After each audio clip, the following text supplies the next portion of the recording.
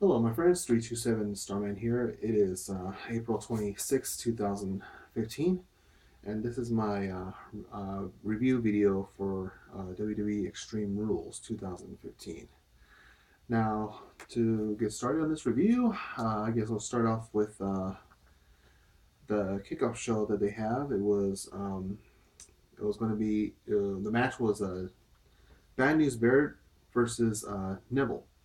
And this was a very for me it was kind of surprising to see this match happening because at first I thought it was going to be the tag team championship match, the New Day against Cesaro and Tyson Kidd, but I guess they kind of switched it around because in the beginning I guess it was on WWE.com that Daniel Bryan was unclear to wrestle tonight,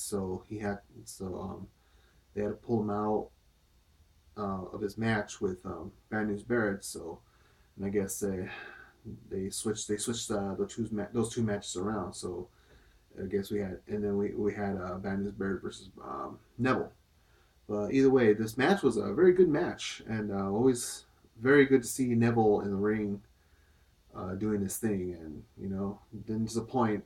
And the match went back and forth, and it was a very good match. Really, I really enjoyed it while watching that match. And then at the end, of course, Bad News Bear was trying to do the bull hammer to Neville on the turnbuckle, but he got out of the way. Neville got down from the turnbuckle and did the kick the head to Bad News Barrett, and then went up to the air and did his finishing move. I forgot what it was called, but you saw the pay per view or the kickoff show. What I'm talking about. What his finishing move is.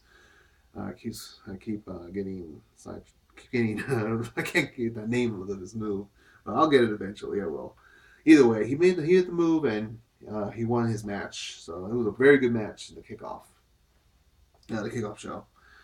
All right, and then the pay per view got started, got underway, and we had our first match. It was the Chicago Street Fight it was Dean Ambrose versus Luke Harper. And again, nice match to kick off Extreme Rules. It was going back and forth. They got kendo sticks. They got things to try to get their hands on and everything. They spilled out to the ring, outside the ring, sorry, and they went back to the backstage area and they're going at it again. They're getting anything they want, trying to nail each other, but um, Luke Harper tried to get away. He accommodated a car and tried to get away, and then Ambrose jumped into the car, and then the car sped away with both of them in there. So, um, you know, and the match kind of stopped because there's no countouts, no disqualifications for a street fight. So the announcement team's like, okay, what do we do now? We can't follow them, can we? Or can get somebody out there to grab, see what's going on or something. So I guess they just had to come back to that later. So we have the next match coming up. It was the Kiss My Arse match. It was Dolph Ziggler versus Sheamus, and of course, the loser of the match will have to kiss the other man's arse. Or come on, people, we know what this match was. Really, we know what this match is. It was a kiss my ass match. Okay, let's just say that kiss my ass. All right, but we have to be PG and say arse. Okay. Well, who cares? You know what it is. A kiss my ass match. All right, there. Okay. Anyway, the match got underway, and a good pace match. Dolph Ziggler doing his things in the ring, and Sheamus trying to counter or all that stuff. Uh, and at the end, surprising, he did like the what's it called, the reverse pinfall, reverse pin, or I don't know what's called. Man, I keep forgetting these moves today. I swear to God, my head's not in the game right now for some reason. Anyway, um, yeah, he rolled him up like a small package. I guess no, not really a small package, but well, the short pinfall, whatever. Anyway, he got him up, and Dolph Ziggler pick up the win. So now, since Dolph Ziggler win, then Sheamus has to kiss Dolph Ziggler's ass. So Sheamus, of course, trying to get away from it. Doesn't want to do it, this and that, and then he's like, okay, okay, I'll do it. And then he's like, hesitated again. It's like, oh, come on, whatever, come on, do this. Just get it over with. But of course, he was about, Sheamus was about to do it, and of course, Sheamus, did the low blow on Dolph Ziggler and grabbed the microphone and everything, and so he said, I told everyone that you were going to kiss my arse, and I won't disappoint.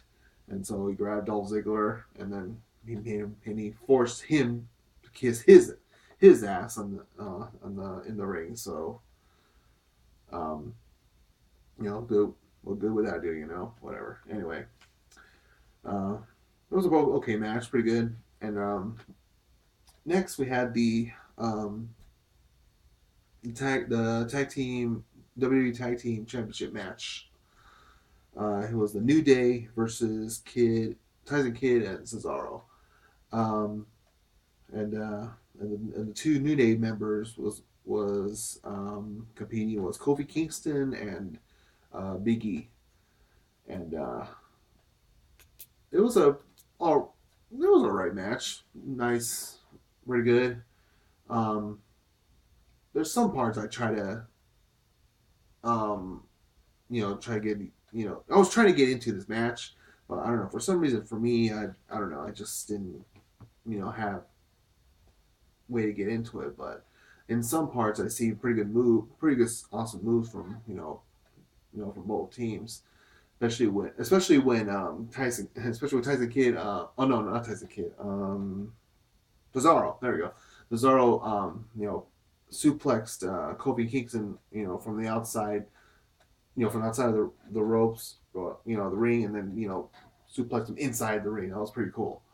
And of course, Cesaro did the Cesaro swing. Everyone's cheering out, yeah, Cesaro swing, go, and it starts spinning. And of course, at the end, Tyson Kidd drop kicked him. I think it was Kofi. I think it was Kofi Kingston. Yeah, it was that. And very like I said, very good match per per se, I guess. Um, and toward the end, um, Natalia like slapped what was that guy's name for the other New Day member? Crap, man, I can't remember these names now. What the hell? Oh, I can't. Oh, anyway, you know what I'm talking about.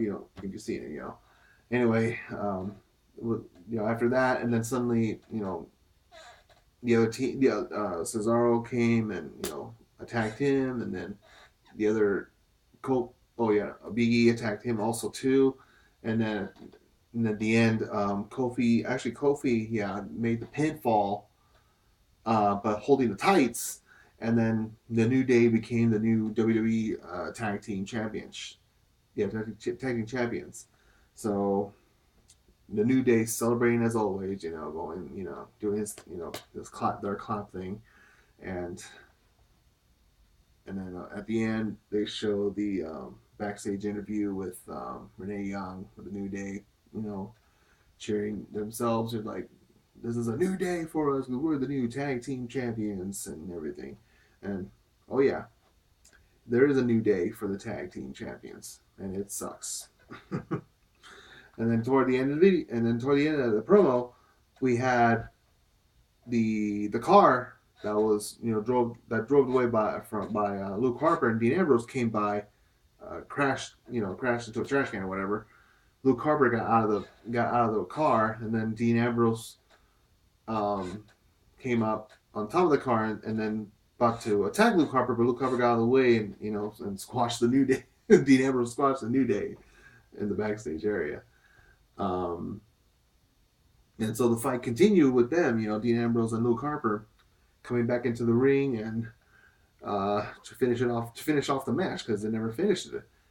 And the was it? Oh yeah, go in the ring, grab the stuff, and then both guys they're grabbing chairs underneath the ring and throw them in the ring. There's all of a sudden there's like a pile of chairs in the ring now, and we're like, okay, you guys, you got enough chairs already? Seriously? So, um, you know, force of the chairs, they're using it or whatever and everything, and the at one point, I think it was Dean Ambrose like suplexed Luke Harper on the chair or something. I can't remember what it is, but yeah, it was very good. And then I think, oh yeah, and then Dean Ambrose did like a DDT on Luke Harper, I think it was. Or anyway, and we got for the pinfall, and then we go 1, 2, 3, and we got our winner Dean Ambrose for the Chicago Street Fight. So very good street fight actually. I like that was very good way, kind of weird way to stop it and then come back later and an hour later come back and finish it. It was like, all right, whatever, it's your thing, whatever, WWE. So yeah, like whatever. All right. Anyway, so the next match we had was the Russian chain match for the United States Championship. There was Rusev, the challenger, versus John Cena, the champ. So, um, Russian chain match. I guess it's another version of the Caribbean strap match. So I guess it gets the strap tied to your wrist, and then the chain, of course, the leather strap. It's the chain, and then the rules of the match is you have to touch all four corners of the ring in session without interruption, and so it's basically the same rules as the Caribbean strap match. So, but instead of the strap, you use a chain. Anyway, so this was a good, very interesting match. Like I said, the first time I ever seen that kind of a chain match, so it was pretty good. All right. Um, and oh yeah, and then there's one point in the match where everyone was cheering for Lana, and then Lana comes up by the corner of the ring waving to the people and smiling, and of course Rusev saw that and told Lana in Russian you know get him out, get down from the ring, this and that, whatever, and he sent her back to the ring. I mean, to send her back to the dressing room, and the match continued with Cena and Rusev to continue, and um, a lot of good going back and forth, and um, at the end, um, both of them have touched the corners three times already, and they're waiting for they're all looking at the last turnbuckle, so they're going, which one's going to change, who's going to touch it. So tug of war came, and then Cena grabbed Rusev, did the F the attitude adjustment on Rusev, and then Cena touched the final turnbuckle, and we have our winner, John Cena, still the U.S. champ, and then when he hoists the belt up in the air, the American flag came down and everyone was cheering. It's like USA, USA. And I'm not a very good John Cena fan, but seeing that flag coming down, I'll go nuts for that. USA, USA. All right, and our next match was I guess you could say, our bathroom break or whatever. It was the Divas Championship match, Nikki Bella versus Naomi. Now, I didn't really pay attention to this match because when for number one reason I didn't kind of pay attention to this match because today was Sunday, and I had family over, And I talk, I spent some time with my family members, nieces, nephews, brothers, sister, mom and dad, and well, nieces and nephews, and and I sometimes went back and forth, watching the pay per view and me talking to them or seeing them or doing whatever, but I saw some of the that Divas match, and it was, I guess, all right, pretty good, and of course the distraction from Brie, hitting Naomi, and then um, Nikki did her finishing move. I think it was rack attack or something, or whatever it is called, and picked up the win. And Brie, Nikki still your Divas champion. All right, and our next match was the last man standing match, Big Show versus Roman Reigns, and pretty good match. Uh, well, I guess you could say it was pretty good match. I guess awesome, pretty awesome. I guess a lot of stuff went on with each other, going back and forth. Nice pacing, pretty good pacing. But again, I didn't see the full match again because family was here. I had to spend time. I want to spend time with seeing them and see how they were and everything. And but back and forth, I did see some. Throw, I seen I think it was Roman Reigns who went through the tables that was set up outside the ring. I saw that. I was like, wow, boom. And then Big Show getting some stuff into. But at the end of the match, the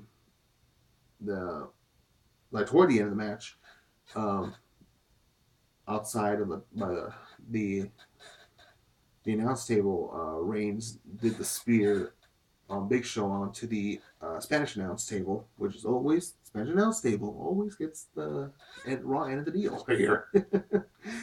So okay, so and then they both got up anyway, and then more being up, more action went up. Well, no, actually, no, after that match, no, after that, I'm sorry, um, Roman Reigns decided to get the other announce table and then hoist it up and then drop it right on Big Show so that way Big Show won't get up for the count 10. So he did that, and then everyone's counting 8, 9, and 10. So Big Show lost the match, and we have our winner Roman Reigns, the last man standing. And next they had like a little promo thing. I didn't see it, but they said that um, Bo Dallas showed up, did a promo or something, and oh, excuse me, and Ryback, yeah, Ryback came to the ring, and and Ryback did this finishing move on Bo Dallas to shut him up. So I didn't, like I said, I didn't see that part, because again, had family over, so I just spend time. And of course, the last match of the night was the steel cage match for the WWE World Heavyweight Champion. We had uh, Randy Orton versus Seth Rollins. With one stipulation, the RKO was banned.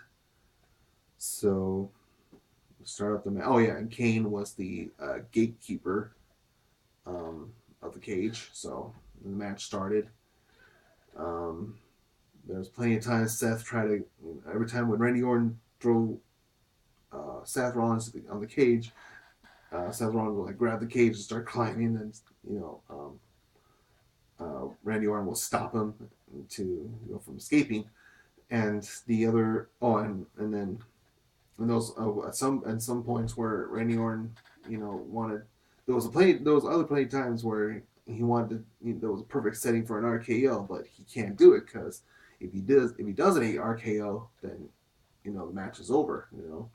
So it was frustrating for Randy Orton wanted to do the RKO on him, and so it kept going back and forth, and all of a sudden you see top of the cage, both of them on top of the cage, and then suddenly JJ Security comes in trying to prevent Randy Orton for coming in or whatever, and um and then toward the end, it was oh yeah toward the end was Randy Orton trying to want to open the cage. Oh well, the cage was open for Seth. I mean, I'm sorry, and then but Randy Orton stopped him, and then oh yeah, Randy Orton he did the he couldn't do the RKO, so what he did he did the pedigree on Seth Rollins, but and tried to pin him, but the pinfall didn't. He kicked Seth Rollins kicked out, so Randy Orton decided to try to get out of the cage since the cage was already open, and then he was about to step foot out of the cage, but then Kane closed the cage on him and said, I'm not opening, and then Randy's like, what are you doing, this and that, so. Seeing, I kind of see that, I saw that coming. Kane not gonna let, you know, Randy Orton win. Much as he hates Seth Rollins, he doesn't want Randy Orton to win. So it was, you know, whatever. And so, oh, and when, when Randy Orton tried to argue with Kane, Seth Rollins was trying to, drop kick him, but Randy Orton got out of the way and then, kicked the door while Kane was still holding it and got knocked out. And then Kane got all pissed off, took his suit off, his tie and everything, and went inside the the ring and choke slam. Well, no, yeah, um, he went to try and choke slam Kane. Wanted to choke slam Seth Rollins, but then he went and grabbed Randy Orton and choke slam Orton instead. And then later, then Kane, and then oh yeah, Seth Rollins was trying to escape the cage, but then Kane grabbed Seth Rollins from the leg, choke slammed him, and it was like, okay, Kane, or okay, what are you doing now? So, so then at the end, um, Kane grabbed Seth Rollins and just put over Randy Orton. And then, of course, I thought it was gonna be it, 1, 2, 3, But then Randy Orton kicked out, and then Kane was like, really, you kicked out? Because then you see the look in Kane's face, it's like frustrating and everything. So so he picked him up for. I thought he was gonna do another choke slam, but no, he was gonna do a tombstone on Randy Orton. And so at the end, um, Randy Orton countered it, countered it, and then he RKO'd Kane in the ring. So it was like, well, you can't do that. Couldn't do the RKO on Seth Rollins, so you can do it on Kane. Okay, I guess. And then, all of a sudden, Seth Rollins came up and he RKO'd Randy Orton. And there was a lot of speculation. It's like, wait a minute, the RKO is banned. There's nothing that said that Randy Orton said that he can't use it. Yeah. I mean, the RKO is banned, completely. No one can use it, right? But no, Seth Rollins used it, and they didn't do anything. So, and that's what the announcers are just trying to figure that out too. It's like, why? How can we do the car? How can Seth Rollins do the RKO, and the match continues? They're like discussing. So and when that was going on, Seth Rollins sees the door open and he crawls out like a maniac trying to get out of there, and then the match ended, and we have your winner and still WWE World Heavyweight Champion Seth Rollins. So, and you still hear the announcers going off crazy about the RKO stipulation, this and that. Like, whatever. So what's done is done. I bet you tomorrow Monday Night Raw, there'll be some explanation of what's that stipulation about the the RKO thing, and all that stuff. So gonna be there's gonna be something else. Well, I won't be watching it live anyway because I have to work, and I'll probably have to watch it tomorrow. I mean, not tomorrow morning, Tuesday morning to see what the results are. Well, seeing Raw and seeing what I missed. But either way, anyway, this Extreme Rules 2015. Um, it was all right, pretty good match, pretty good pay per view. Um, Nothing too violent, I guess, for them, so whatever. Uh, I give my personal opinion. I give this pay per view for me. I give them a B minus. That's my take on that on Extreme Rules. So and if you want to give me your thoughts on what you think of the pay per view Extreme Rules, go ahead and leave a description and leave a comment on the bottom of this video and let me know what your thoughts are for the of this pay per view, and we'll see. We'll take it from there. All right, I guess I'll end this video here. End this video here. And as always, if you like this video or any of my videos on my channel, go ahead and hit that subscribe button if you like. Share, like, and comment on this video and my past videos as well.